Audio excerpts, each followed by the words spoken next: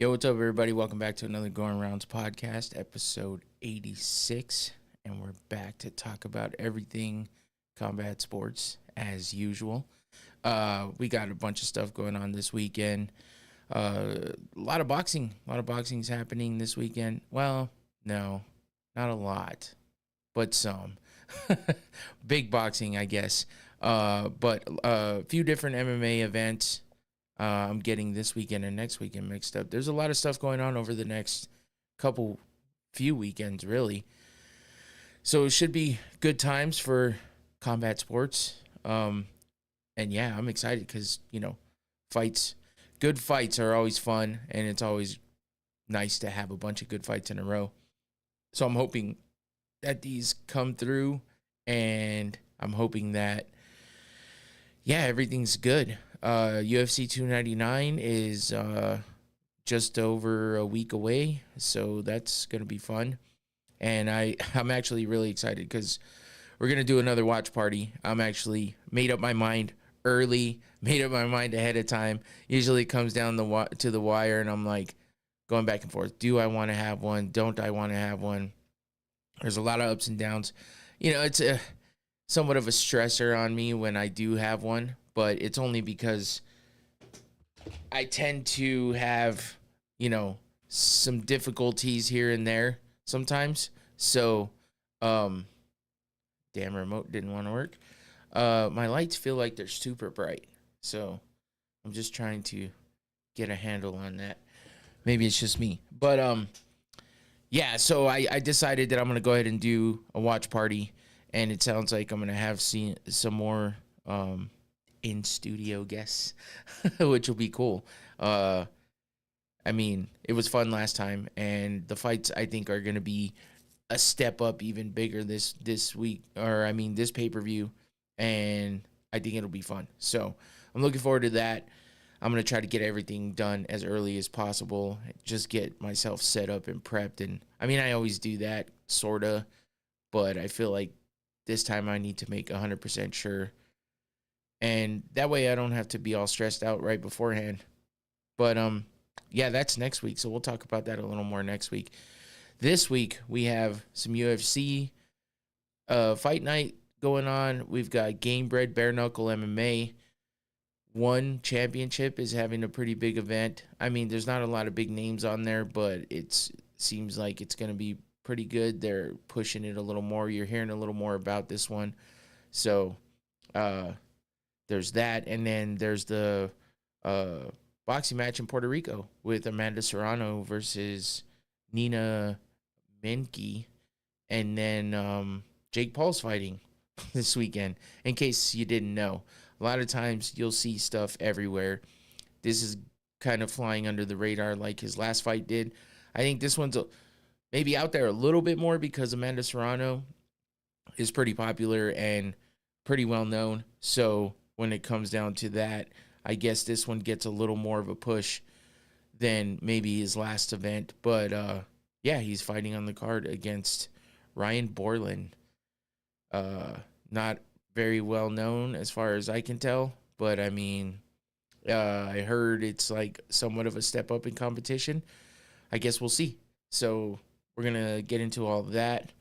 Actually, let's go ahead and just get started with that. Wait, do I want to jump right in? What else did I have to talk about? I guess in personally, yeah, last week was tough. We did have to put down our dog, unfortunately, Jade. And we weren't sure. It was back and forth because she basically had a mass that was just out of control, basically, and I mean, it just it was confirmed that she had cancer as well. So we were wondering if we were going to come home one day from being gone for a little while or wake up in the morning and find her. But that didn't happen. We were able to, just make the decision just due to the way that she was kind of, the way that she was acting, the way that she seemed to be feeling and stuff like that. And things kind of progressively got worse with that mass that she had.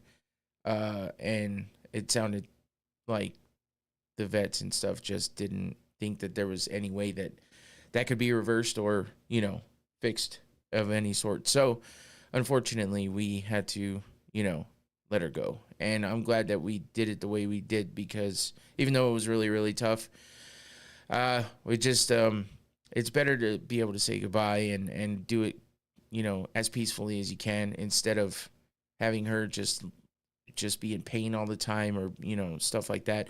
We don't truly know how deep in pain she might have been, or how much she was maybe struggling, but she showed, she showed good temperament and good signs of life for quite a while after we thought that we weren't sure how long she was going to last. So it was a little bit better to be able to do it this way. I was just doubting the decision all the way running up to it, because of course you make a decision like that and then she starts like acting differently in like a more positive way, but you can see it in her face and in her eyes. So yeah, that's unfortunate that had to happen. And she was a part of our family for quite a long time. She was like 13, 14 years old altogether. She was a rescue, but Trent grew up with her. The kids both grew up with her. So, but it was Trent's dog. So that was what made it worse and made it more sad and harder to deal with, because Trent just took it hard. Of course, it was her best friend, her, loyal companion that she could lean on all the time. And yeah, she spent day in and day out with her forever. So, but yeah, I hope she's doing well wherever she is, and Jade, that is. And we had another dog pass away a while back, like 4 years ago, 5 or 6 years ago, something like that. But yeah, so it's tough to deal with and stuff like that, but time heals and makes things better. So if Trent, if you're watching, or if you watch this later, I hope you're feeling better. She's taking it pretty hard, and she's been struggling all week with it, and I understand. And it's different around the house without her here and stuff like that. So we miss her already. We miss her so much already, but hopefully she's feeling better and having fun wherever she is. And yeah, just wanted to give a little insight into that, because I know I mentioned it last week, and yeah, it was a tough time. So yeah, I guess that's really it for that. But anyway, let's get into something a little more lighthearted. I don't want to bring all that back. So yeah, let's go ahead and get into combat sports news for the week. We've got what I just mentioned a few minutes ago: Jake Paul versus Jake Paul versus oh man, not against Amanda Serrano, because that wouldn't work. Ryan Borland. And that is the co-main event. That is not the main event, which is, Jake Paul, usually big name, but he's working his way up. That's what he mentioned in the past, that he was trying to get a step up in each time in competition, work his way up like a regular boxer, and earn his way to a title shot. So far, in that manner, he fought a lesser name opponent after Nate Diaz, and knocked him out pretty quick too. So, and everyone talks all this shit about that guy being a no name, that guy this, that guy that, but I mean, that's kind of the way boxing works. So, and he was seemingly at the same level as Jake Paul. So of course, there's all that stuff going around again about his opponent this time, but it is what it is, and we'll touch on him and his opponent here in a little bit closer. But Amanda Serrano versus Nina Minke is the main event, and this Amanda Serrano fighting made headlines quite a bit in her last fight, because it was the first time that women went 12 3-minute rounds instead of 2-minute rounds, or something of that nature. I think it was a combination of 10. I think they did 10 2-minute rounds before, and now they're doing 12 3-minute rounds, something like that. I know the 3-minute round thing is really the main portion of that. And so now they're fighting at the same level that a professional men's headlining boxing match would be, which would be, the 12 3-minute rounds. And yeah, it's a big thing because, it's like the first few fights that it's happening with women, and Amanda Serrano's leading the way, paving the way, I should say. So big ups to her on that. She's a great boxer. She's crossed over to MMA, or she said she's going to. I can't remember yet if she actually has. But either way, she's big in boxing, and she's got a main event, big fight in Puerto Rico. So it's a homecoming for her. Yeah, seems like a pretty big event. And if you're looking at this poster right now, you'll see that, let me get his name right, Javon Walton is also on this card. And if I remember correctly, yes, that is definitely, I wanted to make sure I didn't get that wrong, because I know him as Ashtray.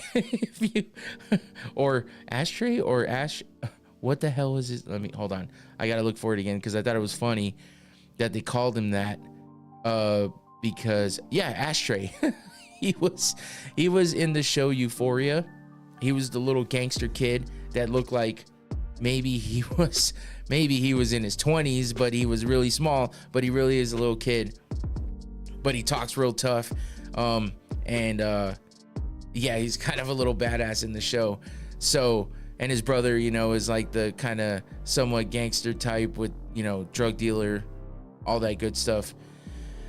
R.I.P. to him as well. I can never remember. Angus Cloud, I think his name was. Yeah, unfortunately, he passed away.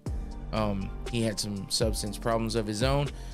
So that's unfortunate. But yeah, he was the little brother to Angus. And if you haven't watched Euphoria, it might not be your thing, because it's about like it takes place in like modern day type high school life in some portions, and in other portions there's a lot of mixed things in there people might not like. Either way, I watched the show, and I liked a lot of it, and it was interesting. It was definitely interesting, to say the least. So anyway, he made the transition and over into boxing from the acting world as he's grown up. I guess he grew up actually as a kid. His family was into boxing or something like that. But either way, he's made himself a name. He's 1-0 in boxing, professional boxing right now. And he is fighting on this card as well. Let's see. Yeah, he had one canceled bout, and then he had a win in round 1 of his fight against Moises Almonte. And that was December of last year. So I think I probably talked about it a little bit, but he's 17 years old. Damn, I thought he was 18 already. No, 17 years old. So there you go. Yeah, youngin making his way in the boxing world alongside Jake Paul. That's not a bad way. That's not a bad way to come up, I guess. He's on the poster, fighting with one of the biggest names in boxing right now in the women's division, which is Amanda Serrano, one of the biggest names in influencers / YouTube / boxing now world, and combat sports in general, really, because he is rumored to possibly take some MMA fights in the future. So he's hitched his wagon to Jake Paul, and it's not bad. You can't blame the guy. And I'm sure it's going to do wonders for his career, especially if he continues winning, especially if he and proves that he's, actually good at boxing and here to, take part in the sport seriously, which is what Jake Paul's trying to do, show and prove as well. So, people down on some of these actors / influencers / streamers, YouTubers that want to join in combat sports, but if they take it seriously, who knows, might have a star. Jake Paul's a star already, but he's trying to make his way to be credible in the boxing world for now. Let's see who his Javon Anthony Walton. His nickname's Wana, which is funny. Let me see who his opponent is. Joshua Torres is 0-1 with he's 0-1-1. They don't have much on him except for his record, so that's kind of weird. But anyway, that's how boxing goes, like I said. So yeah, I'm interested to follow Javon and see like how he does and how he fares in boxing continuing on. So that should be interesting.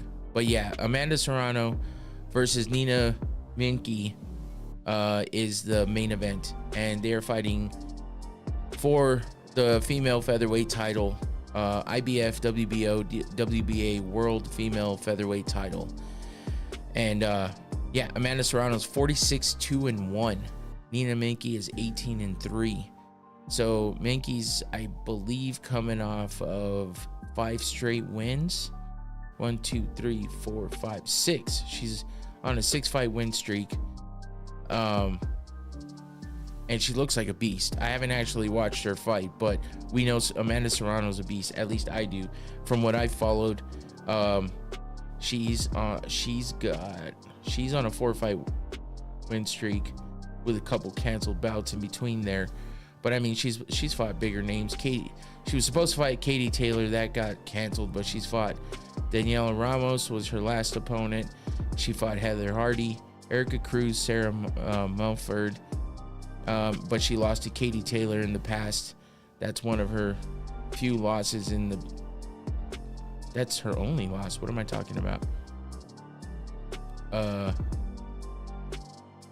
Yeah, 46-2-1. Okay, so maybe that's her overall record. They're only listing this one loss to Katie Taylor, who is also a phenomenal boxer. So this should be interesting, should be fun. But you know, the story of Jake Paul continues against his opponent Ryan Borland, who let me get back here. Oh man. Yeah, Ryan Borland is 17-2. Let's see. I want to see.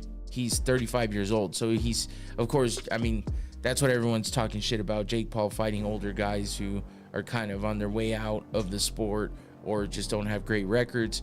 But 17-2 is not bad. Ryan Borland, nicknamed Rhino. Let's see. He is... Well, see, pro results. Okay, so this is the pro record. I'm using a website I'm not exactly used to, but apparently he's 2-0 in his pro fighting. So, you know, similar type records with Jake Paul having being 8-1. Yeah, and all of his 1, 2, 3, 4, 5, 6, 7, 8, 9. Yeah, I don't understand this whole thing. It's so much easier to decipher MMA, but he's Jake Paul's coming off that KO, that first round KO to Andre August back in December. So before that, he got a unanimous decision win over Nate Diaz in August of last year as well. So he's just looking to make his way up the boxing ranks and hoping to get up there quickly. I mean, we saw Francis Ngannou move over to boxing and get ranked after his first boxing match with Tyson Fury, though. I mean, come on. He fought one of the best, and he hung with him, and he looked good in the fight. So, and he has the background in combat sports. You know, he started off boxing, turned into MMA, you know, did big things there, winning the title and all that in the UFC, and then moves over to boxing. Supposedly has a PFL MMA fight coming up with Renan Ferreira, which that dude looks like a beast. He knocked out Ryan Bader in like 20 seconds of the first round in this. Actually, I'm gonna touch on that here in a few minutes as well. That's gonna be next. So let's just lead into that because there's not much more to talk about here when it comes to this Jake Paul Ryan Borland fight. really, it is what it is. It's another Jake Paul fight. Can he knock someone out in the first round again? Is Borland going to give him more of a fight than Andre August did? Who knows? But the speculation continues. The whole just show continues on with Jake Paul, and he's talking shit like normal. They did a little bit of a face-off earlier. He did the whole hat thing that he did to Mayweather, grabbed the dude's hat off his head, threw it in the crowd. Little jaw jacking back and forth, but nothing crazy. So no big event or anything like that happening around this. Just it's more of Amanda Serrano being the main feature here. Obviously she's the main event, but Jake Paul always brings the eyes, and he's in conjunction with all the other organizations with this, so it's a co-promotion. MVP, and Jake Paul always has his hand in it, and he's doing good things for these boxers. So he definitely stands behind Amanda Serrano. That's like his baby right there, as far as in the boxing world, with having a fighter under him. So he's 27 years old though, so he's fighting Borland, who's 35. It's not a crazy it's not too crazy of a age difference. So yeah, it is what it is. And don't forget to catch that happening. Oh crap, I just closed it out, and I meant to, let me look at this again, because I wanted to see exactly what day it's happening in Puerto Rico, like I said, and I wanted to see exactly what day it was happening again. March 8th, which means that's is it? Wait, what am I talking about here? Are you serious? 20 I might have screwed up here. You know what? Let's do this. We go back. No, it's Saturday. What? I don't know what I was just looking at, but it definitely threw me off there. So it's Saturday. That scared me for a minute. I'm like, did I mix this up? March 8th is actually gonna be the Francis Ngannou boxing match versus Anthony Joshua. So that's gonna be crazy. So we're gonna have a lot to talk about next week, because again, that boxing match is happening next week. UFC 299 is happening next weekend. So a lot to talk about next weekend, and I think there's a few other things, but we'll hit that up next week. As far as the next thing on the list, we'll talk about some PFL versus Bellator, champs versus champs. And yeah, Bellator looked good in this one, man. The PFL acquired Bellator.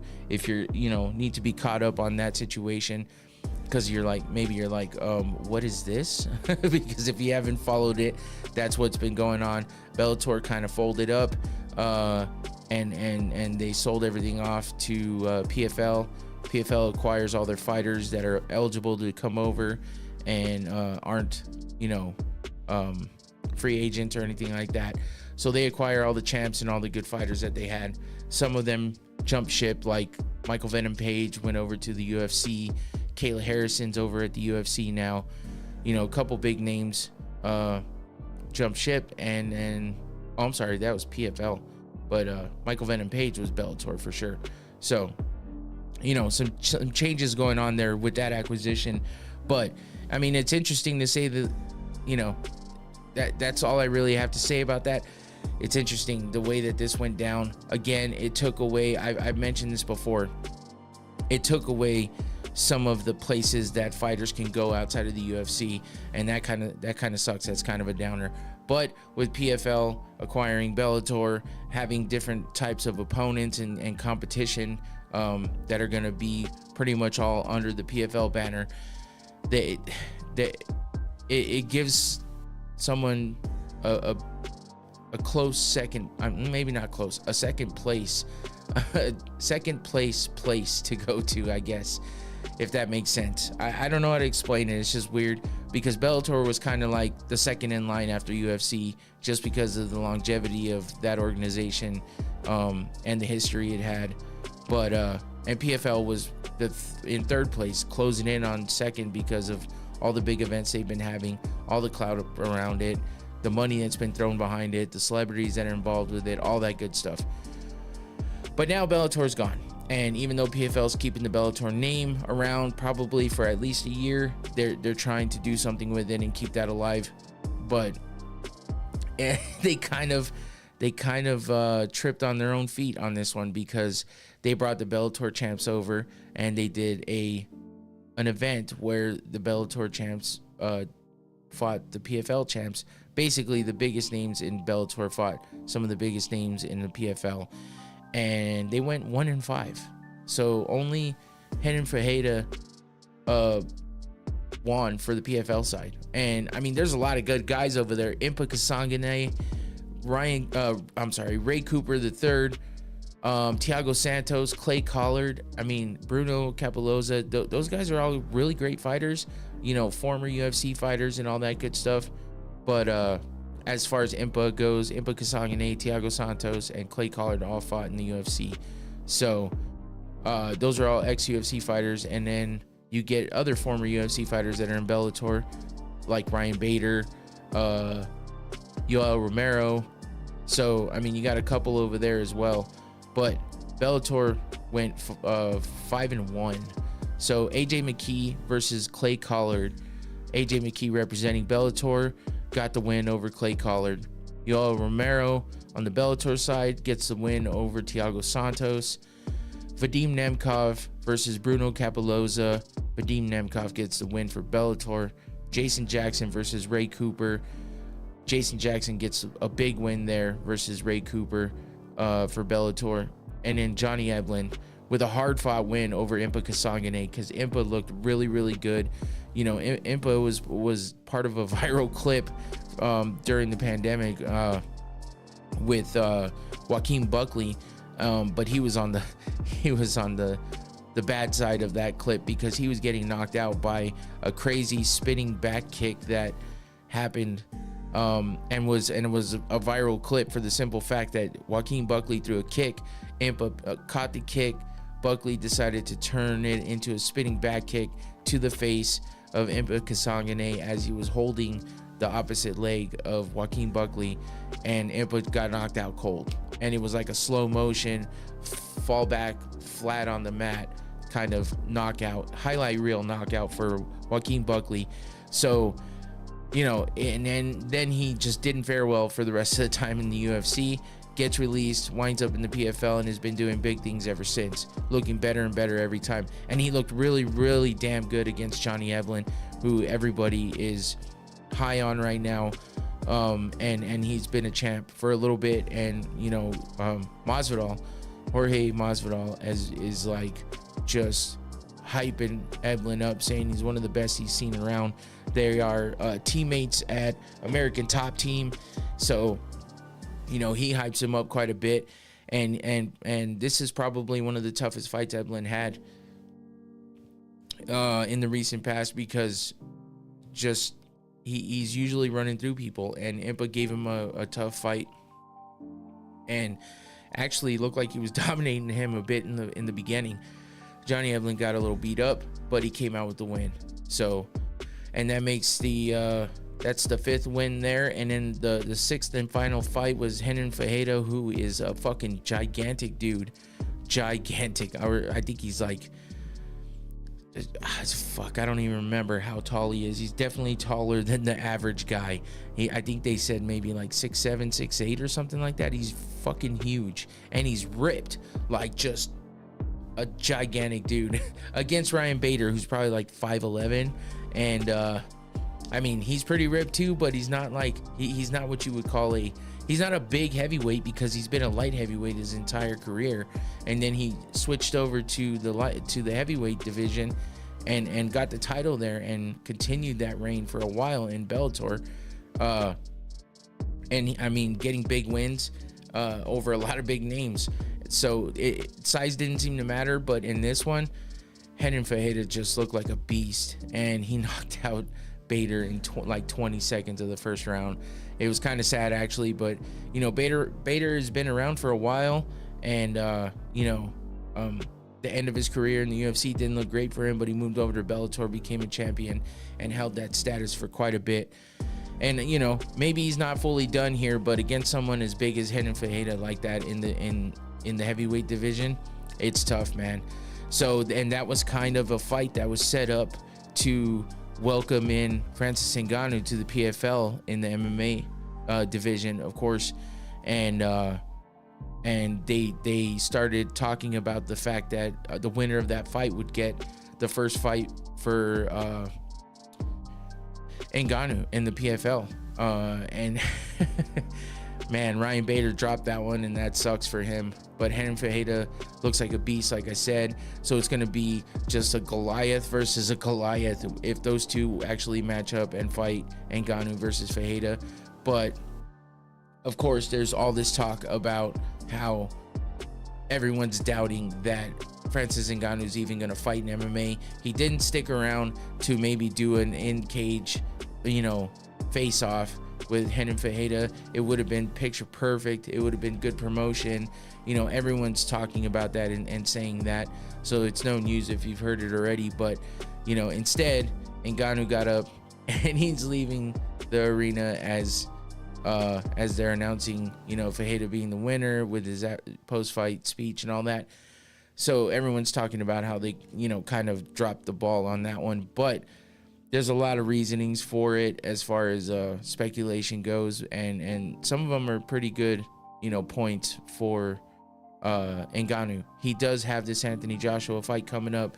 So for him to go get in a cage and face off, saying that this is his next fight in MMA, even though it's a different sport, he's already kind of booking something in the future. It's a weird thing. So maybe he didn't feel right doing it, because that's kind of what Tyson Fury did with Alexander Usyk. They announced that fight before Ngannou and Tyson even fought. So maybe he thought that was a mistake, and maybe he didn't like the way that felt. So he was letting Ferreira get his shine in the moment, enjoy his time, and not be overshadowed by Ngannou walking in the cage, facing off. Who knows though? And then, there's a lot of other people talking about he doesn't even plan on coming back to MMA and all this other shit. So that's why he didn't do it. I guess we'll see. I'll say this much. If Ngannou beats Anthony Joshua after the performance he put up against Tyson Fury, where a lot of people thought it was possible that Ngannou actually won that fight, if he comes back and he fights Anthony Joshua and puts up that good of a fight as well, or an even better showing and gets the win over Anthony Joshua, one of the biggest names in boxing right now, that's fucking insane. That's going to catapult Ngannou to another fucking level than he's already on. And who knows if he comes back to MMA. He's definitely going to prolong it, because he's already ranked like number 10 after one fight that he lost. And they gave him a big ranking like that. So he beats Anthony Joshua, or it's a close fight that he loses, he's going to stay up there, and it's going to be good for him. And I'm not sure he's going to want to get away from boxing, because that payday is, he's definitely getting a bag there. And I don't know that if PFL is going to pay him like that, because MMA as a whole does not pay that way. Not the way that these boxers are getting paid. And Ngannou got 20 mil plus probably pay-per-view points for that fight. And if not, I'm sure he got more in the back end somewhere. So yeah, it's going to be tough to come back and fight for that measly little check that MMA will give him. Measly to him when it comes to it, because he just made 20 mil. So yeah, that's it for PFL versus Bellator. Bellator coming out on top on that one. I'm sure they're gonna have more events similar to this, and they're gonna start integrating the all of the fighters under PFL. But I don't know, they mentioned it being about a year before they start doing that, and they're gonna keep that Bellator name going for now. So we'll see how that goes. Let's move on to some game bred bare knuckle MMA. If you're not sure about this or what this is, obviously there's bare knuckle boxing. If you pay attention to combat sports at all, you know that bare knuckle's a big thing right now. And of course, it's not regular boxing. It's got a little bit of different rules, but it's definitely not like MMA. They can clinch up a little bit and dirty box and stuff like that with bare knuckle boxing.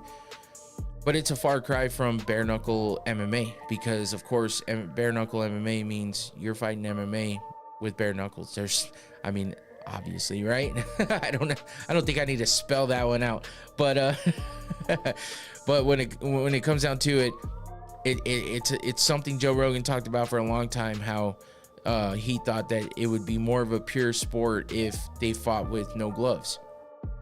And of course there was all these other ideas and stuff like that, but Rogan was always one talking about, you know, bare knuckle MMA.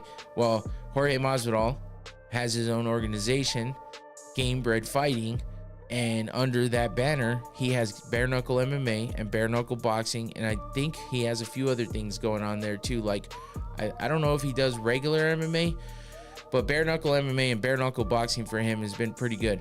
So Junior Dos Santos, JDS, former UFC heavyweight champion, fought against who was it last time? Verdum? Yeah, I think he fought Verdum.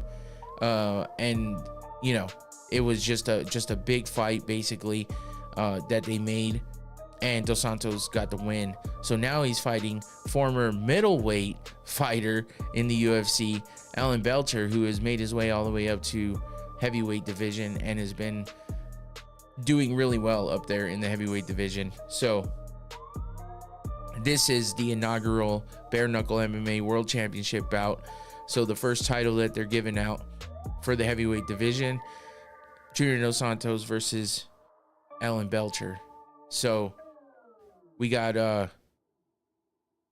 21-10 for JDS versus 19-8 for Alan Belcher.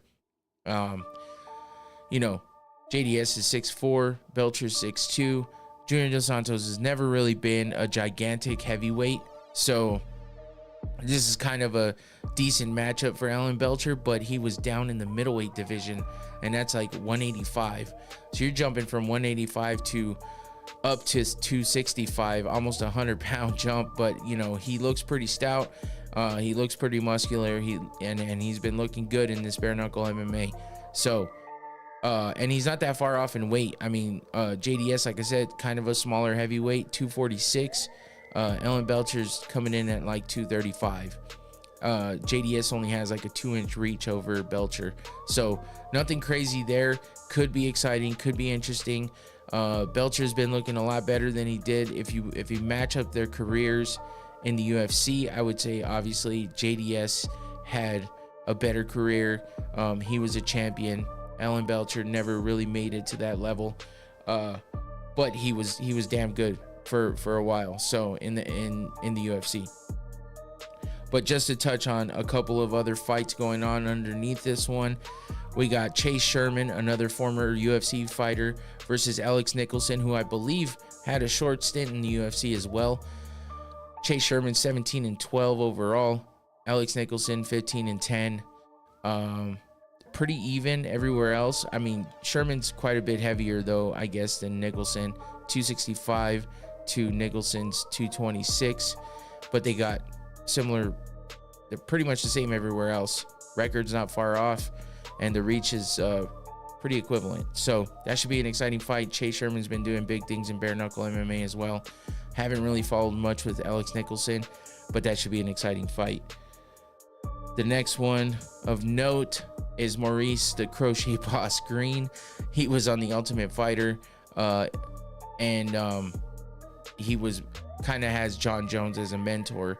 So John Jones is all over the place when Maurice Green is fighting, in his interviews and everything. But his nickname's a Crochet Boss because that's what he did to get away from all the outside noise. Was he crocheted in the Ultimate Fighter house? Pretty funny, but also kind of weird.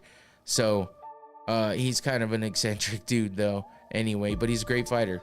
He's fighting Guto Innocente, I think is how you say that name. This is a heavyweight bout as well. 11-9 for Maurice Green, 10-6 for Innocente. Let's see, 6'7" Green. Guto is 6'3", and then we got 261 in weight for Green and 250 for Innocente. And then Green has, holy shit, that's a 5-inch reach. So yeah, he is a big dude. 6'7". I mean, damn, that's tall as hell. So now you know why he has such a long reach on him.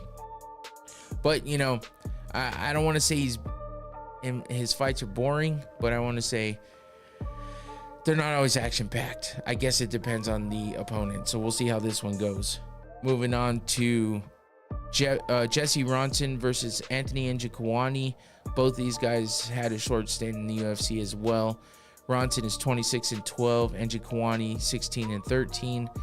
Not the greatest records there, but yeah, pretty similar height, similar weight, and looks like Njokuani has a 7.5-inch reach advantage. God damn, that's a hell of a reach on him. But yeah, I mean, if I remember right, Njokuani at least had somewhat of an exciting fight in the past, but I don't know much about Jesse Ronson. But I mean, bare knuckle MMA seems to be pretty fun to watch, so it could be exciting. Moving on to Carl Roberson versus Adriano Capitulino. Man, these fucking names. 9-6 for Roberson. Also was in the UFC at one point in time. 9-5 for Adriano. Similar heights. The weight's kind of off there, so I'm wondering. It just says BK MMA bout. It doesn't say what weight division they're actually doing. So yeah, that's interesting. But I mean, these matchups, man, kind of crazy. I need to sit and watch one of these fights all the way through, because I don't think I've actually sat and watched an entire event. So, but I do believe they do it for free on YouTube, on the Gamebred YouTube channel. So yeah, you could check that out. And then the last fight of note, there's a few other ones in between there, but nobody I really recognize. But this one I wanted to highlight just because it's Charles Felony Bennett, formerly known as Crazy Horse. So if you've been following MMA for a long time and you're around for Pride and all that other good shit, Crazy Horse Bennett was, just like his name says, crazy as hell. And man, you listen to him talk, and now his nickname's Felony. Like, there you go. It just continues on. But yeah, so that's a featherweight bout.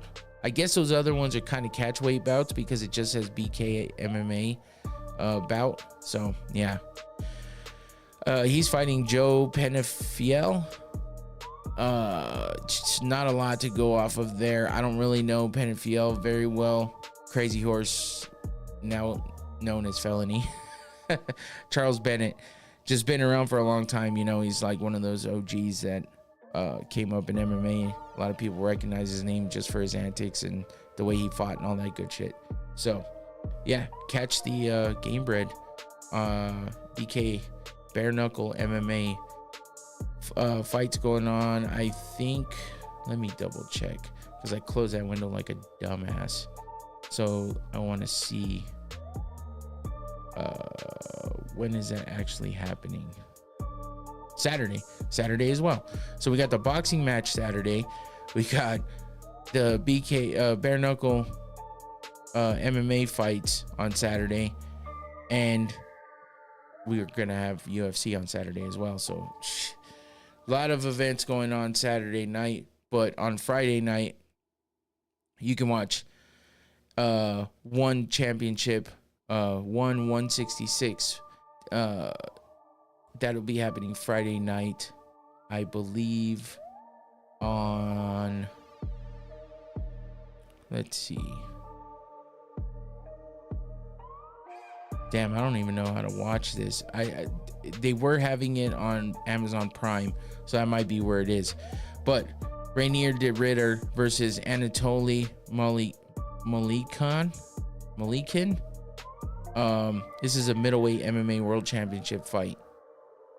So then we got a featherweight MMA World Championship unification bout with Tang Kai versus Ton Lee.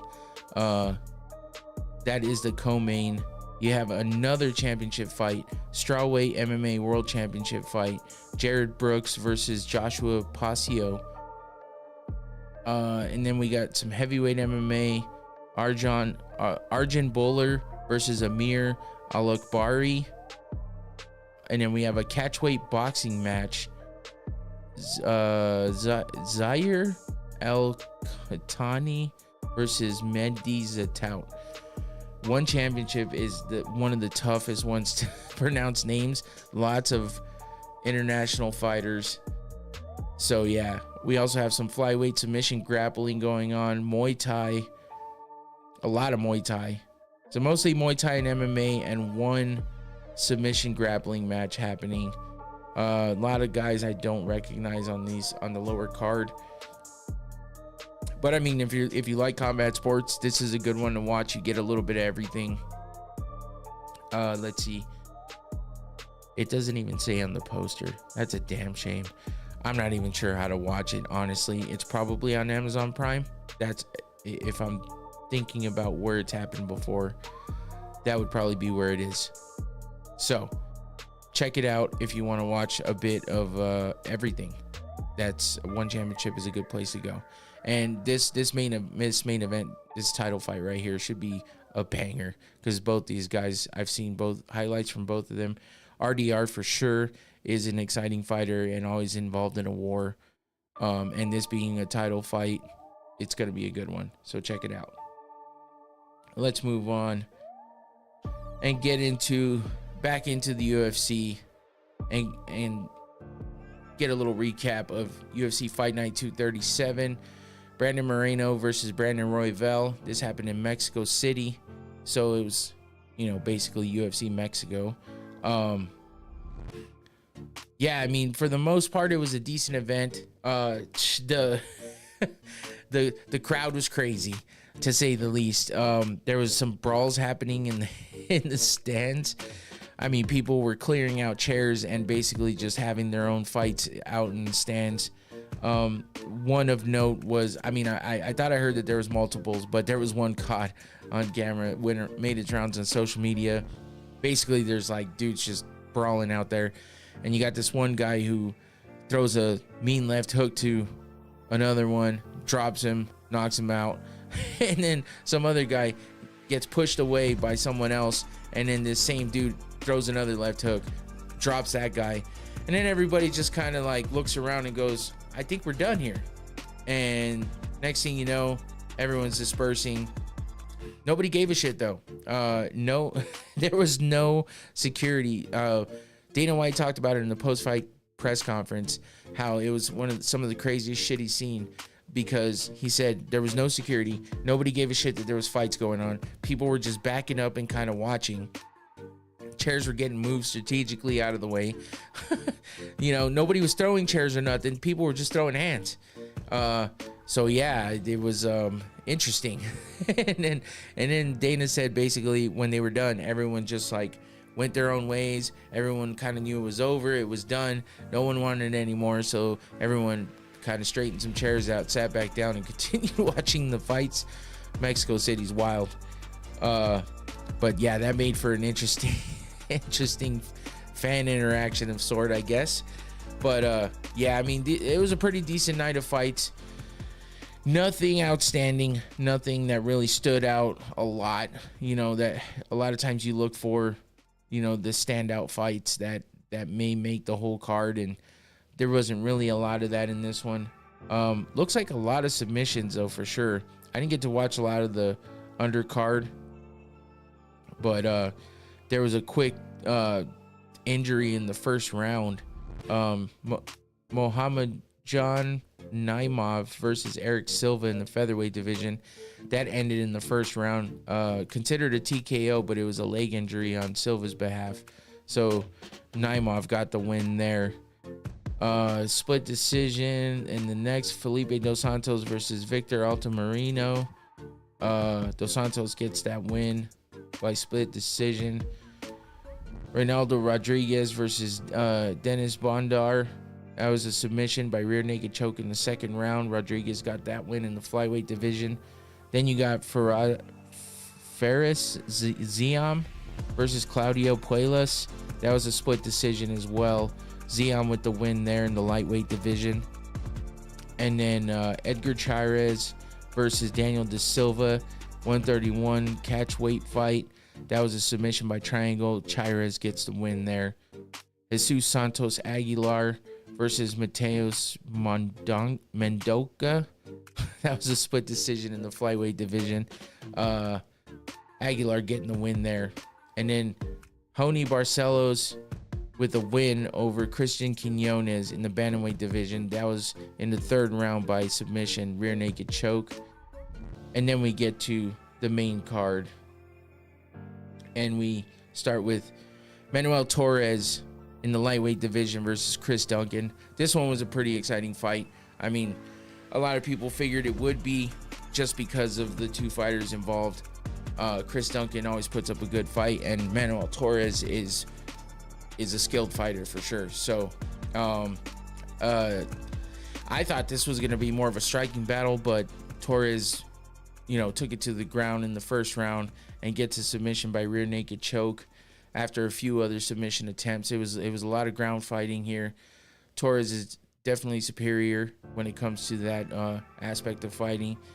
And yeah, he locked in that rear naked choke on Chris Duncan and gets the win in the first round. A minute 46 seconds in, so it didn't take much. That was a pretty quick fight. Then we move into the women's strawweight division. Yasmin, oh man, I forgot how to say it. Yasmin. I can't remember how to say it. I went over this a few times last week trying to remember how to say it. It's just so deceiving the way it's spelled. It's not really said the way it's spelled. But yeah, she fought Sam Hughes in the strawweight division, gets a unanimous decision win, but she beat Sam Hughes. She beat her up quite a bit. I mean, lots of strategic punches she landed. She was getting through her defense, even the ones that Sam Hughes tried to, or were successful in blocking. It still got through a bit. Sam Hughes is pretty beat up for the most part. I mean, Yasmin was like a gigantic favorite in this fight, and she proved everybody right there. So, not too bad of a women's fight. Unanimous decision win, but it was a pretty eventful fight all the way through. Lots of striking on Yasmin's part, and she looked pretty good doing it. So, let's move into the men's lightweight division. Daniel Zellhuber versus Francisco Prado. Let's see. Oh, you know what? Before I get too far in, I've already covered two fights. Manuel Torres versus Chris Duncan. I did have, I'm speaking about my picks now because I'm so horrible at picking. I did pick Manuel Torres, and I did pick Yasmin, whatever her last name is. So I was 2 for 2 there. Zellhuber versus Prado. This was an okay fight. Nothing too crazy. Zellhuber comes out with the win, though, by unanimous decision. He was the favorite, but I went against the favorite in this one. I went for the underdog. I was hoping Prado would take the win away here and get an underdog win, but he was not able to do it. So unanimous decision win for Daniel Zellhuber. Looked pretty decent in this fight. I was just hoping Prado would come out and be a bit quicker and a bit more reactive, and just didn't happen. So now we get to the meat of the card, the co-main event, probably the best fight on the card as far as I'm concerned. Yair Rodriguez versus Brian Ortega. And yeah, Yair looked like the good Yair. He was landing strikes like crazy. Basically, oh man, I'm like, I got the hiccups, and that one just like took my breath away, kind of. But yeah, so this was a featherweight fight. Ortega hadn't fought in almost 2 years, I think, because he was nursing that shoulder injury that he got the last time he fought Yair Rodriguez. So this was a rematch because Ortega got hurt last time. Separated his shoulder, wound up having to have surgery, all that good shit. But yeah, Yair was looking good in this one. Busted up Ortega. Ortega's always taking damage, man. That's what scares me when he fights, because if he fights someone who's on their game always with the striking, he gets busted up. And I mean, he could take a beating, as we saw against Max Holloway or Volkanovski, or both. I mean, I every fight I think of and remember Brian Ortega, his face is just busted up and he's bloody. That's just how I don't know. I don't get it. He's too strong for his own good, I guess. I don't know. Too tough for his own good. But Yair was just landing strikes, doing his normal kicks, body kicks, the big knees, just wearing down Brian Ortega. I believe he even dropped him in the first round. And he might have dropped him a couple different times, but he was just landing flush on him over and over. I mean, look at this punch right here. And already, Ortega's busted up and his nose is bloody. But man, I like Brian Ortega a lot. I just feel like he needs to work on that defense with the striking. He needs to work on some hand movement and some head movement and some footwork or something, because he just stands in front and gets hit, and I don't understand it. And I feel bad for the guy because he just takes a beating and he doesn't get stopped often with that. Not in the dramatic fashion where it's like, oh, this dude's been knocked out a few times, like he needs to quit. It's more just like, why? Like, your body's way too tough. It takes too much punishment and you're taking too many headshots, and that sucks. It sucks to say because I like Ortega a lot, but again, just letting these punches through. But Yair's a great striker. Just crazy dynamic strikes that he does. He's awkward and unorthodox for the most part, just the way he fights. But he's explosive and he's tough and he's strong. I mean, look at this. It almost looks like Ortega's out right here. So that's just kind of how the fight went until it didn't, because the first round looked like this and the beginning of the second round, but then Ortega kind of found his way back a little bit. In Ortega's defense, though, unfortunate turn of events for him. Before the fight even started, he was being announced, bouncing around, doing the normal thing while Bruce Buffer's doing his thing, and he does the little jump up and down kind of knees to chest thing, comes down and rolls his fucking ankle before he even starts fighting. Like, everyone was tripping, thinking, uh-oh, he might have just hurt himself. This fight might not even go on. Speaking of fights that didn't go on, Raul Rosas Jr. versus Ricky Tercio. That fight got scrapped right before they were about to fight. They waited to the last minute, and then they told everyone on the broadcast that basically that fight got canceled because Raul Rosas was sick. He was just like super sick, and they said that there's no way he was gonna be able to fight. So there's the rare last second really cancellation of a bout. Most of the time it happens right before the card starts or something like that. It hasn't happened very often that it gets scrapped in the middle of the card already being in play and live. So that was unfortunate, but we almost had it happen again with this one. If this would have been a bit more of a kind of serious injury for Brian, it would have been bad, and they would have had to scrap this fight too. And this was the co-main event and one of the biggest fights on the card, if not the biggest fight that people were looking forward to. So Ortega rolls his ankle, but he shakes it off and he runs through it again. Just too tough for his own good sometimes, and maybe that is what contributed to his movement and stuff. Maybe I kind of forgot that when I was saying it.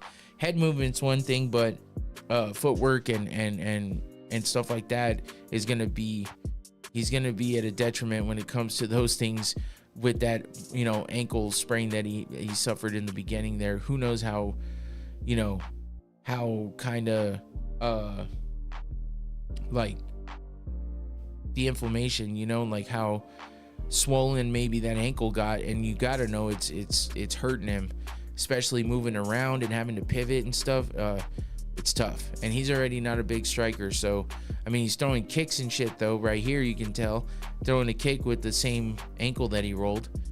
So he powered through it. Good on him. I give him props for that for sure. But as you can see here, bloodied, busted up. His lips, he's got 2 fat lips. His nose is all bloody. You can see the swelling on his forehead, over the eyebrows and stuff. He's already busted up here. But he persevered. He continued on. He landed strikes of his own. And he finally got it to the ground and did some work down there, busted up Yair, landed some elbows and stuff like that.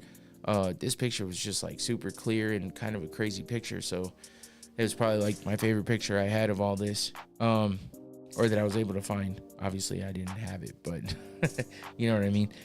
But yeah, nasty ground and pound going on here. Brian Ortega making a turn for the better, and then winds up getting the arm triangle choke submission in the 3rd round over Yair Rodriguez. And I mean, like, this just looked like that was an unlikely scenario when you saw the beginning of the fight, with how much Brian was getting hit and taking damage, and how good Yair looked on his feet. But he just got busted up, couldn't shake it off, came to the ground, and that's where Brian Ortega, that's where he does well, because he's a high-level jiu-jitsu guy, and he's great on the ground. So he was able to wrap him up, get that arm triangle choke, and submit Yair Rodriguez. So now, I mean, he's in contention here, because, he was already kind of, up there, fighting someone like Yair Rodriguez, who's, had some really great fights. And, yeah, they were just kind of fighting to see, who's gonna move up in the rankings, and who might, have to fight their way up again. But just unexpected turn in this fight for me, watching Brian Ortega turn it around and wind up getting the submission. And it was great for him. And he talked about afterwards how he's like kind of straightened up his life. I guess he was getting into some shit before. He's had a hard childhood growing up and stuff, living in the hood, gang violence, gang affiliated type stuff. It always seems like he's kind of a wholesome type guy, but you hear him talk sometimes and he lets that ghetto-ness come out of him a little bit. That street talk and mentality. But, I guess he had a lot of personal issues going on, and people not being good to him. Of course, there's the well-known, just, I guess, stuff he had to overcome when it came to his relationship with Tracy Cortez. That didn't seem like it ended well. So there was just a bunch of shit going on, and he got hurt and stuff. And then I guess he became a bit religious now. I mean, I guess he was always kind of, a faithful type guy, but or faith-based type guy, but I guess he's really delved into that. And he talked about it a little bit in the post-fight press conference. So that's interesting. I guess we'll see where that takes him. I just hope that he's able to recover well and work on some of that defense and head movement and footwork and stuff. Because, man, I hate seeing him get beat up so bad. It's almost like you'd rather see him get knocked out quick than take all that damage and wonder how he's going to be afterwards. He's had a couple fights in there where it didn't look good for him. So let's move on to the main event. Congrats to Brian Ortega on that win. I'm sure Yair Rodriguez will make his way back fairly quick, because he's a pretty skilled fighter. So Brandon Moreno versus Brandon Royval. These guys, just action all the way through. The flyweight division, these guys are fast. A lot of them don't have like true knockout power, but when they're fighting somebody in their own weight division, sometimes it comes out. But these guys are more volume fighters, but they're quick. And that's the thing is, hey, I'm seeing an ad for One Championship, and it definitely is going to be on Prime, so you can watch that tomorrow on Amazon Prime. So there you go, confirmed. I didn't see it before. It wasn't on anything I had prepped. So back to this. So Brandon Moreno versus Brandon Royval. These guys have fought before. Moreno got the win in the, before, way back in the day. It was years back. And of course, Moreno's been battling with Davison Figueiredo for 4 fights. And then, he's gotten other fights that he's defended championships and stuff like that. He's been a title holder for off and on for a while. And then, unfortunately, he lost it to Alexandre Pantoja, which I say unfortunately. Usually I'll say unfortunately for Moreno, but I say unfortunately overall because I don't really like Pantoja much. There's something about that dude that rubs me the wrong way. But this was somewhat of a seemingly a title eliminator fight or a number 1 contender fight, whatever you want to call it. But Brandon Royval was coming off of a loss to Pantoja as well. So it's kind of weird. They both lost to Pantoja and straight away they fight each other. Brandon Moreno looked pretty good in the beginning. But it just seems like he's lost a little bit after all these wars he's been in with all these guys. Not even all these guys, Figueiredo. And then getting beat by Pantoja. And it just looks like he isn't the same fighter he was before. These wars have taken a toll on him. He's just the nicest dude, so it's hard to even talk negatively about his, his fighting career. But I mean, he still looked impressive, still looked pretty fast. It just seems like he's lost a little bit of a step. So, Royval being the younger fighter, he was able to turn it up and turn it on and get the best of Moreno because, once he turned it around, he looked impressive. And, these guys, they do go to decision a lot, but it's high paced and a lot of action. So, the smaller weights always have a lot of action. It just seems it's just a different pace. They're just so fast and they can hold a high pace for a long time. So it just seems like such a crazy fight. But like I said, Royval just started getting the best of him. Looked like he just put up a great performance, really. And Moreno, with the way that it just seems like he's, just lost a little bit, and losing that little bit is just too much for some of the higher competition here. And maybe he needs to, take a step back, take a little bit of a break, and possibly, fight some lower level competition just to kind of, get that rhythm back. The UFC doesn't usually really work that way, but it's not unheard of. So it's a possibility. But in the end, Brandon Royval gets the split decision win. So it was close all the way through. I think if Moreno was still fighting the way he was against Figueiredo those times, he might have gotten the best of Royval here. But I think Royval just is ready to, he felt like he didn't have the best of fights and the best showing against Pantoja. So I think he, getting this win against Moreno and making it look good. And it wasn't a hugely decisive win because a split decision means one of those judges thought that Moreno won. But the judging's been weird lately. But in the end, he gets the win. And I'm sure it's good for his confidence. I'm sure it's good for his career overall, beating somebody like Moreno. So we'll see what that catapults him to. And then I'll be interested to see where Moreno goes from here after all of these crazy wars and, back and forth title defenses and title fights and stuff.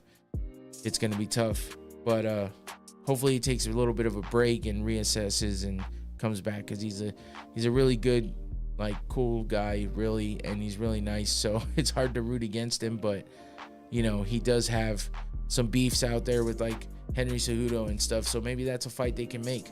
Henry Cejudo versus Brandon Moreno if Cejudo wants to go down, because Cejudo is a weight class above. Unless Moreno decides to take a step up because maybe he just done enough in this division. That's a possibility too.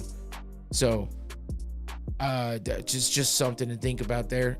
You never know with the way that these guys work and how things go after they get a few losses under their belt and can't seem to, put together the wins enough to be able to get back to that title.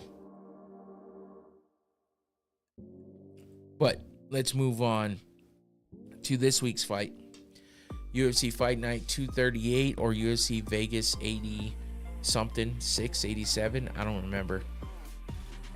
but it is an Apex card, and that's why the UFC Vegas number inserted here. That's why that title is relevant, because it is happening at the Apex. Apparently this was supposed to happen in Saudi Arabia, maybe, this fight. Jairzinho Rozenstruik versus Shamil Gaziev, but they moved it here for whatever reason. I don't know. That's just something I heard in passing.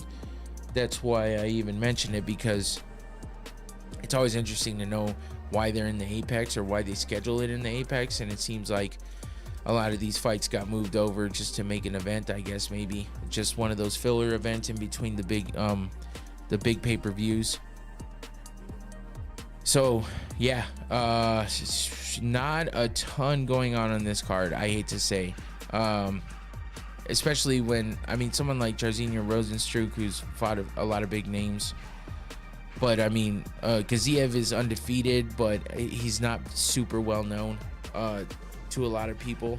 So that's what makes this one tough, you know.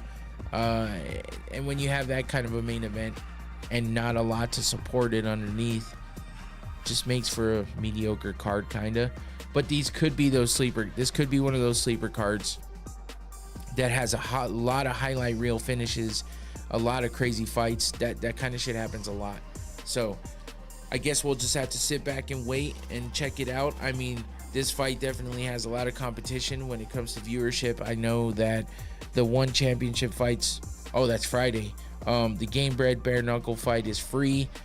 This is free as well if you have ESPN Plus, so it's not technically free, but you don't have to pay extra for it like a pay-per-view. So with that in mind, if you know, there's a lot of competition for viewership here. And then the Jake Paul Amanda Serrano card is happening on Saturday as well, but that's happening in Puerto Rico, so there might be a time difference there, so it might overlap a bit, or it might, you know, might not. I don't even know for sure 100%, but you know, a lot of competition for views on these fights on Saturday, because there's, you know, these three big events. But yeah, let's look at the lower card. Man, I'm trying to see. I don't recognize a lot of these names. Abdul Karim Al Salwadi, 15-3 in the lightweight division, versus Loik Radzabov, who's 17-5. I don't know a lot of these guys, man. This is tough. Vinicius de Oliveira versus Bernardo Sopai. That's a bantamweight fight. Christian Leroy Duncan, I've heard of, definitely watched him fight a bit, against Claudio Ribeiro. So that's, you know, those are a couple names I recognize. In the middleweight division, Duncan is 9-1, Ribeiro is 11-4. Should be a decent fight there. Ayman Zahabi, who is Firas Zahabi's brother. Firas Zahabi, if you don't know, is the coach that was the main head coach for George St. Pierre. So his brother is fighting in MMA, has been for a bit, but he's 10-2, fighting in the bantamweight division versus Javid Basharat, who is undefeated, 14-0. So that should be a pretty interesting fight. Ayman hasn't done a whole lot of note. He's been a couple, maybe one fight here or there that hasn't looked great. But let's see, his opponent, Javid Basharat, another tough name.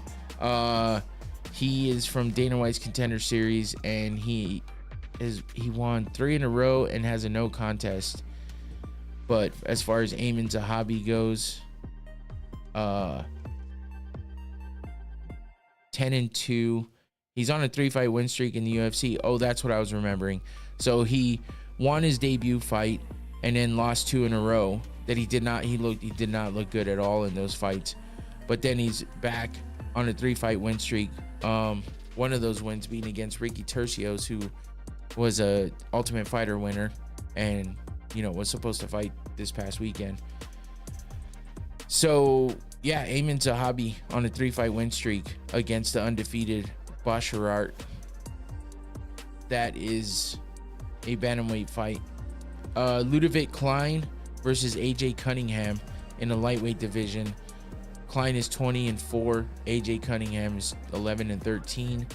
And then the featured main, prelim fight, Eric Anders versus Jamie Pickett. I believe it's the main. You know what?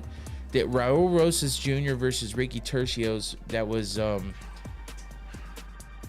when they scrapped that fight last weekend, and they were gonna put it on this week's fight card. But then it got scrapped from that too. So apparently Rosas is just still sick or something. So yeah. I thought maybe for a minute they moved him up, but they didn't. So Eric Anders versus Jamie Pickett in the middleweight division is the featured bout in the prelim card. Eric Anders is 15-8. Your boy is his nickname. He's coming off a loss to Marc-Andre Barrios, though. That was a unanimous decision in June of last year. He had a win against Kyle Dawkins, but then had 2 losses in a row before that. So, kind of back and forth on that. No big streaks going on throughout his career there, but he's fighting Jamie Pickett, who unfortunately, the big time. He's 13-10, and he's on a 4-fight losing streak. So this might be it for Jamie Pickett in the UFC. I'm surprised he's still around, fighting a tough opponent like Eric Anders. Man, but I mean, Pickett has lost to Kyle Dawkins, Dennis Tululin, Bo Nickel, and then Josh Freeman. So I mean, not the easiest opponents, but damn, 4-fight losing streak. He won 2 in a row before that, and then lost 2 in a row before that. So he's got a lot of losses, man. I mean, look at his record, 13-10. He's a decent fighter, but fuck, that's a horrible record. And to be on a 4-fight losing streak, he better fight, maybe not too desperate, but he better fight like he means it this time and do something, because you get that 5th loss in a row in the UFC, it's time to go. Not by my choice, I'm just saying that's how it works there. So let's get into the main card. First fight of the main card, Matt Schnell versus Steve Erceg. Matt Schnell's 34 years old, 16-7-1 in MMA, 6-5-1 in the UFC, 2-4 in KO TKOs. That's never a good sign when you've gotten KO'd or TKO'd more times than you've won. But 9-2 in submissions, 4-1 in decisions, and coming off a loss. So Steve Erceg is his opponent. A lot of good talk on Steve Erceg. A lot of people high on this guy. 28 years old, 11-1 in MMA, 2-0 in the UFC, 1-0 in KO TKOs, 6-0 in submissions, 4-1 in decisions. He's on a 2-fight win streak right now. But Matt Schnell, like I said, coming off a loss. Man, he's got like win, loss, win, loss, win, loss. That's kind of how it goes. So following that, he should get a win this time, but it doesn't always work that way. He lost his last fight against Mateos Nicolau by KO in the 2nd round back in December of 2022. So it's been over a year since he's fought. But his opponent, Steve Erceg, like I said, a lot of people are high on this guy. He looks deceiving because he does not look like a fighter, but he's a pretty damn good fighter. I mean, 11-1, almost undefeated.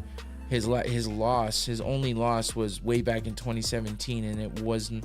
He's undefeated in the UFC. He's only got 2 fights, but undefeated. David Dobrek and Alessandro Costa were his 2 fights in the UFC, both unanimous decision wins. Before that, he had a lot of submission wins. No KO one KO win, but no other ones. So really, that was a 1st round one too, though. Damn. But a lot of submissions and decisions there for Erceg. So we'll see what kind of fight Matt Schnell can give him. But yeah, that's your first fight on the main card. Moving over to the next fight, which is Umar Nurmagomedov versus Bekzat Almakhan. Umar Nurmagomedov has been kind of on a tear. I mean, he's undefeated, so yeah, he's definitely been on a tear.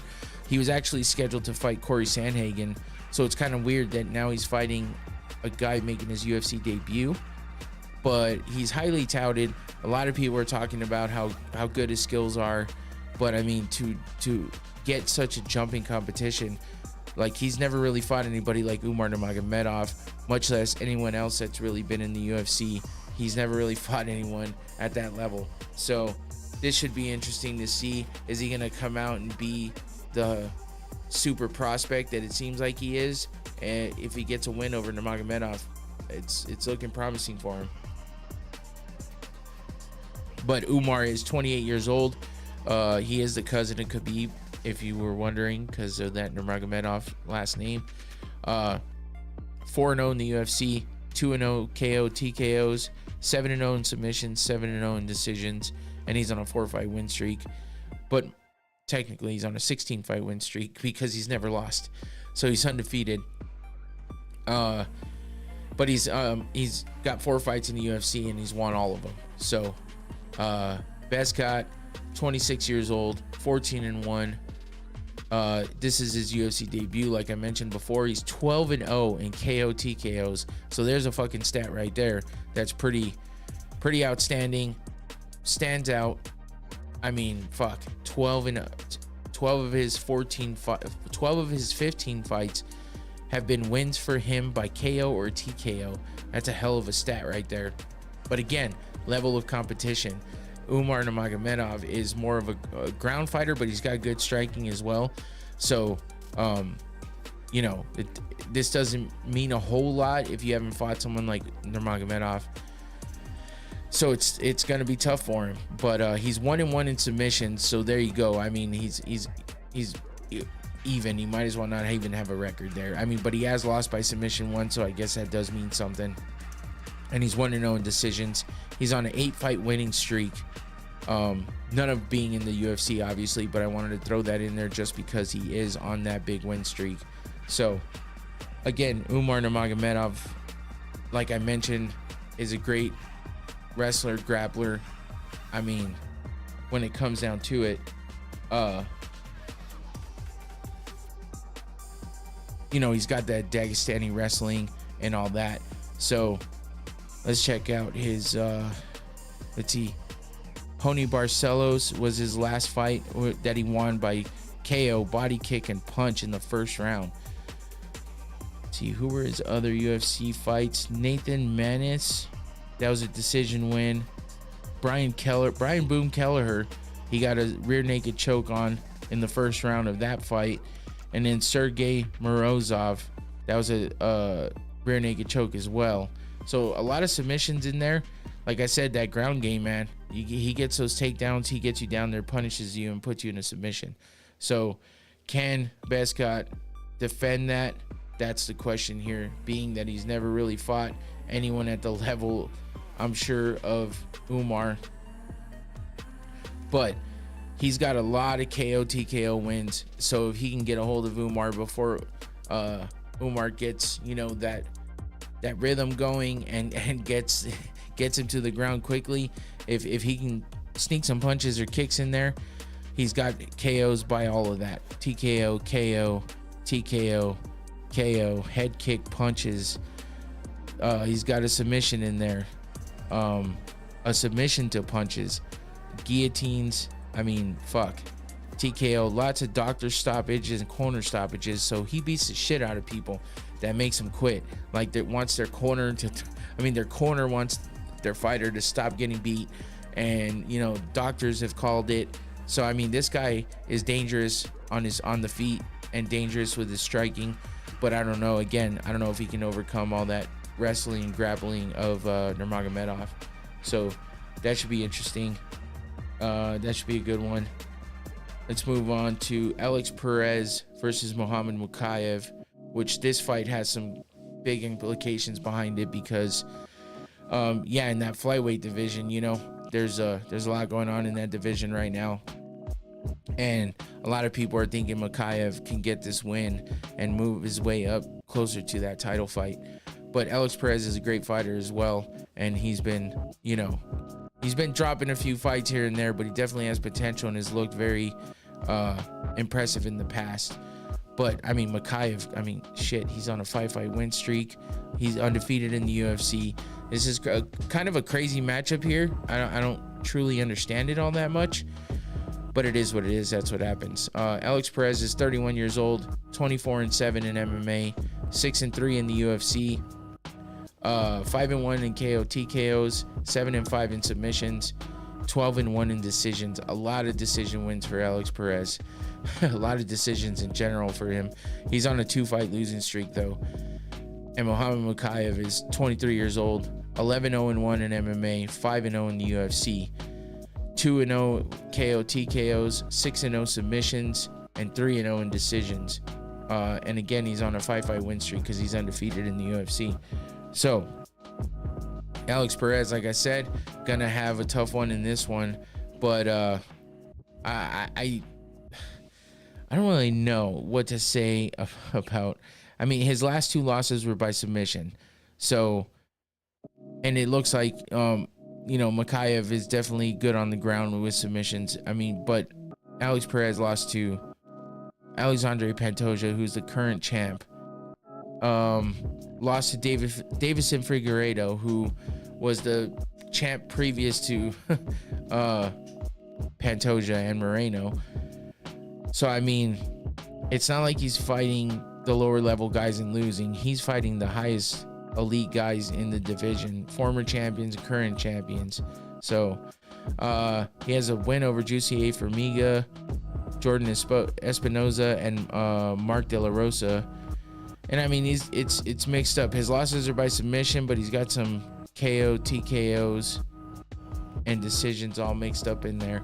So, like I said, he's a pretty damn good fighter, and he was looking good. And then he just fought the top of the food chain there, and unfortunately came away with some losses. So those are his last 2 losses in a row. But Muhammad Mokaev, again with those submissions, 6-0 in submissions, but he's undefeated in the UFC. His let's see how many, his 5 fights in the UFC, pretty decent names: Cody Durden, Charles Johnson, Malcolm Gordon, Rafael Filio, and Tim Elliott. Tim Elliott was his last fight in October of last year. That was a submission by arm triangle. This that you see here against Filio was a neck crank, submission neck crank. Malcolm Gordon, submission. Charles Johnson, decision. Cody Durden, submission. So basically 4 out of his 5 fights in the UFC have been wins by submission.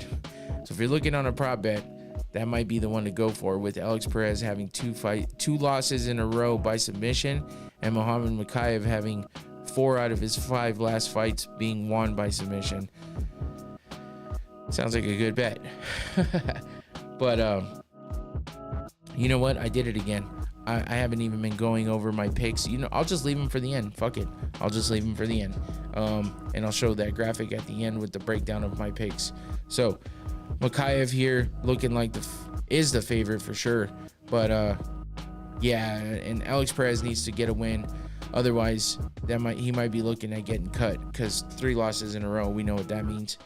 And if he loses by submission again, Dana White's definitely going to be like, this guy needs to go learn some jiu-jitsu defense and get better with his ground game.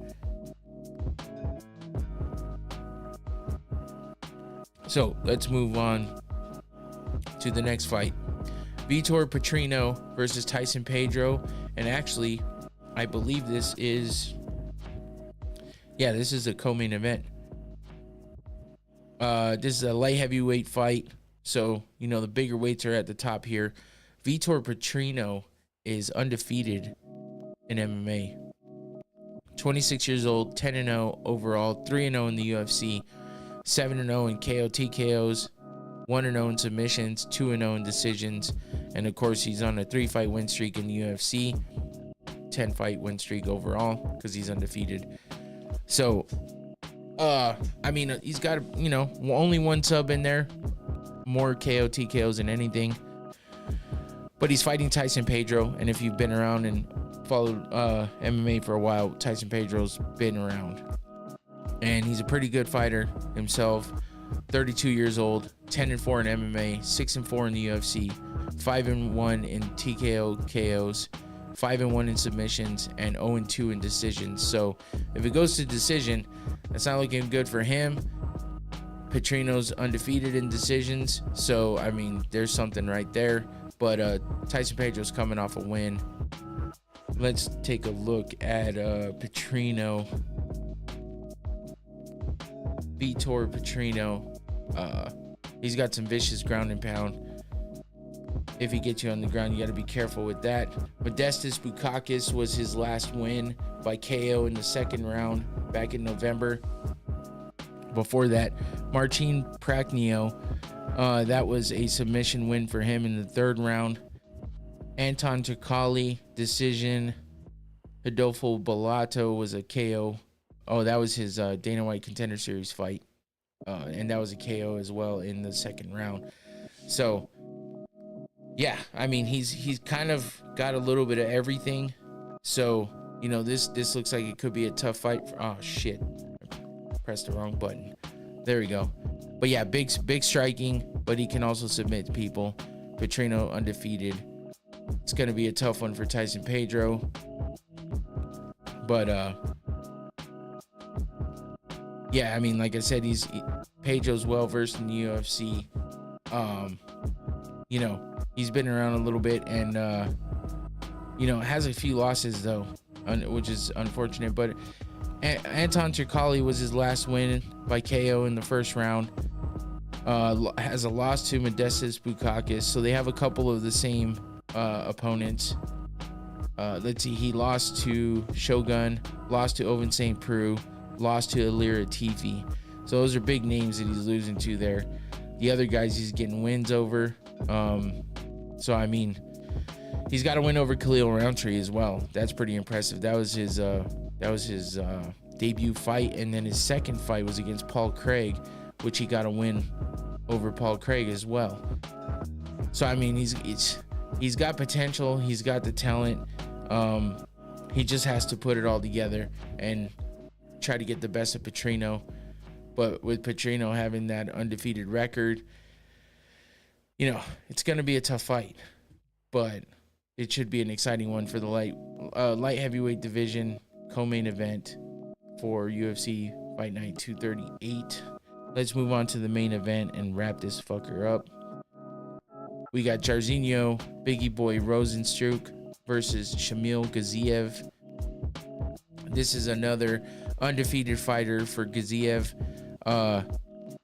undefeated in overall and 1-0 in the UFC. But, you know, Rozenstruik he's fought a lot of big names, and you know, his record's doesn't sound like his record's not that bad. It's just that he's got a decent amount of losses. But I mean, again, he's fighting the big name fighters, so this is a heavyweight fight, obviously. Jairzinho is 36 years old, 13-5 in MMA, 7-5 in the UFC. So that's where it's tough. You know, he only has 2 more wins than he has losses in the UFC. But 12-2 in KO, TKOs, 0-1 in submissions. That's notable right there, and you'll see why when we compare it. I'm sure if you're looking, you can see already. 1-2 in decisions, so that's not great. And he's coming off a loss. Shamil Gaziev, 34 years old, undefeated in MMA, 12-0, 1-0 in the UFC.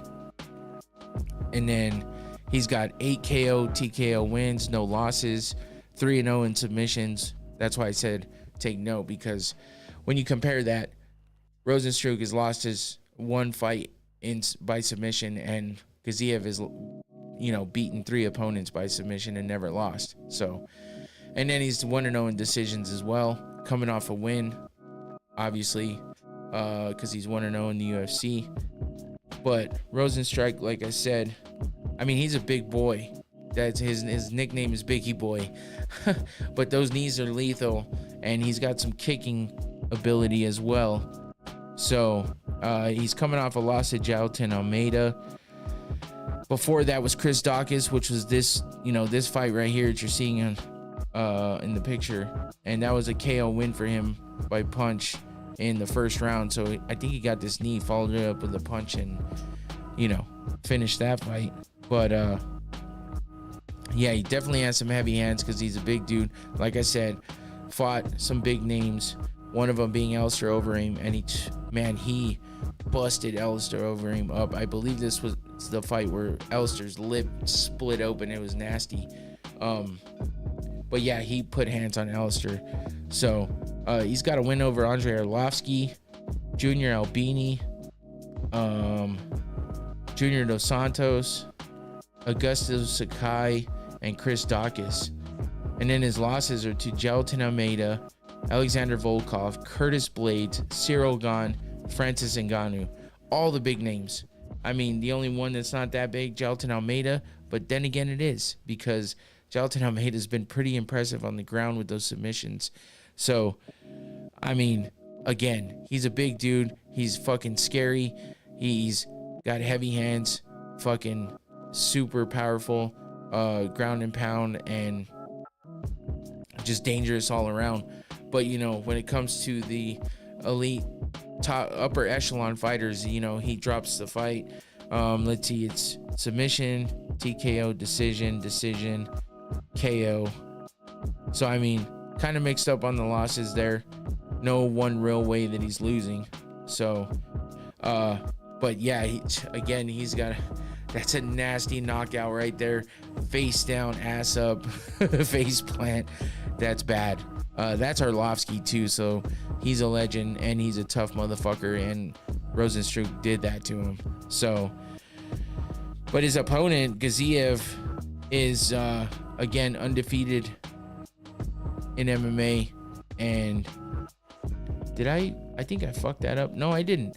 Okay, so he's only 1-0 in the UFC, but he's 12-0 in MMA. He's coming from Dana White's Contender Series, where he got a submission win by rear naked choke in the first round.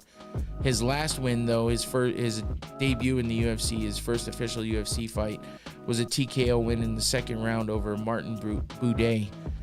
The rest of his fights, TKO, KO, submission.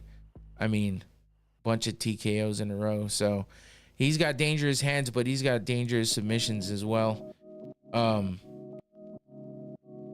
I mean, being undefeated, it's going to be tough trying to dethrone him from, being undefeated. But Rozenstruik has those nasty, heavy hands that he can definitely do some damage with. So that might be the way. Catch Gaziev early and take him out right away. Otherwise, if Rozenstruik gets tired, Gaziev's going to take advantage. And, if he gets him to the ground, he's going to lay hands on him there. Or he's going to wrap him up in a submission, because he does have submission wins. And they happen quick. I mean, his submission wins are all in the first round. So if Rozenstruik doesn't catch him, he might he might get him to the ground and submit him. So it's something to look out for.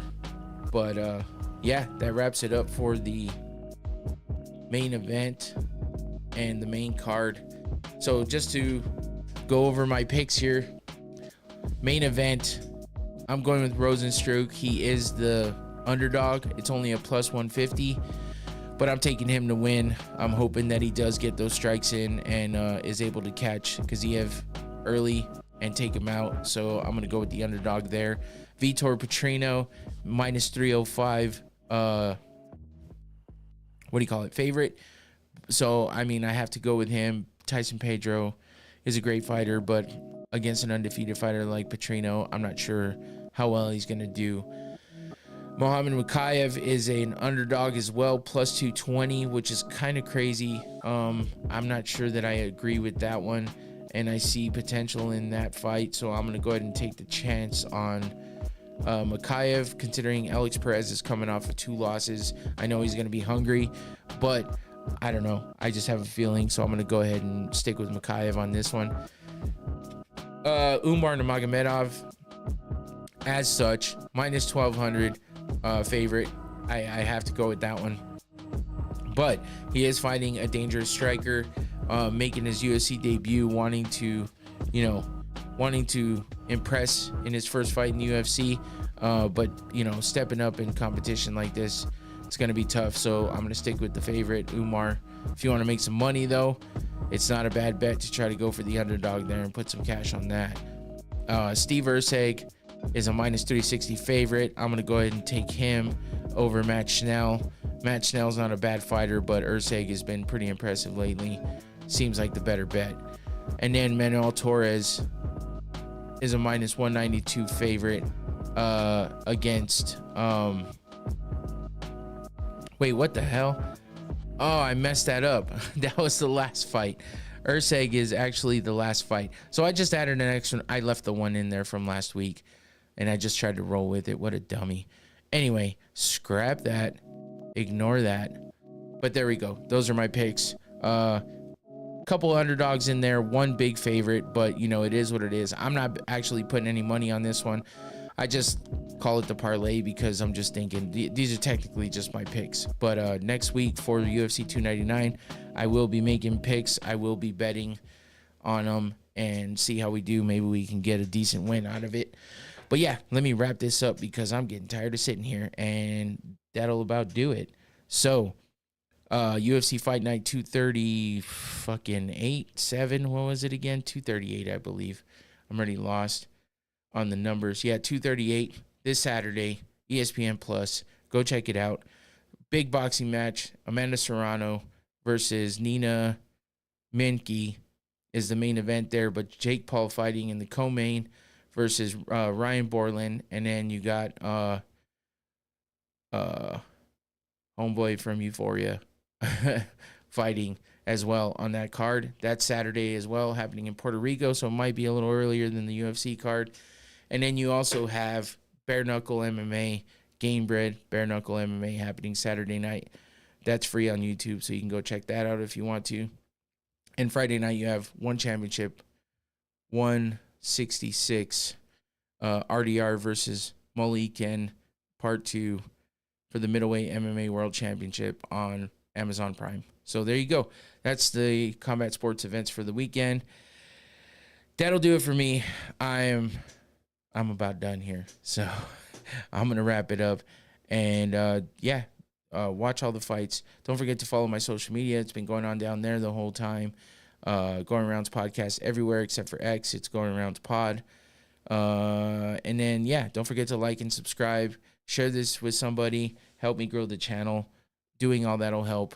Come back next Thursday for a recap of this weekend's fights, as well as a preview of UFC 299, which is a stacked card. It's going to be exciting. It's going to be fun. That should be a good show. I'm looking forward to it. Till then, I'm out. Have a good weekend. Enjoy the fights. Peace.